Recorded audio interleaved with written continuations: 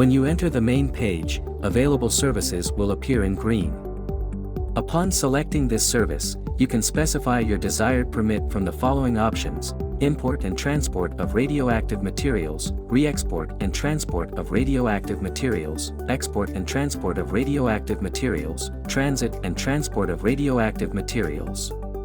If you choose, for example, the transit and transport of radioactive materials permit, various sections will be displayed. It is worth noting that filling in all fields marked with an asterisk is required, which is the case for these fields here. Regarding transportation modes, fields differ from one to another. If you choose land as mode of transportation, 3 additional fields are required, which are details of local transportation, license number, and driver's name, compared to the other 2 modes of transportation where no additional fields exist. It is possible to include more than one radiological material by clicking here. You also have the option to delete an added material by clicking on this symbol, and you will receive a notification to confirm or not its retention.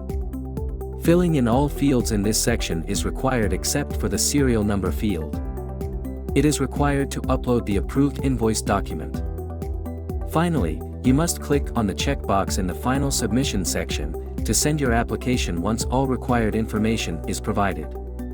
You can save it at any time as a draft and get back to it later. After submitting your application, its status can be checked by accessing the application history shown here on the platform.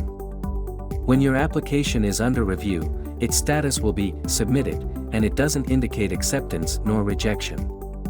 In case your application gets rejected after being reviewed by relevant authorities, your status will be displayed as rejected.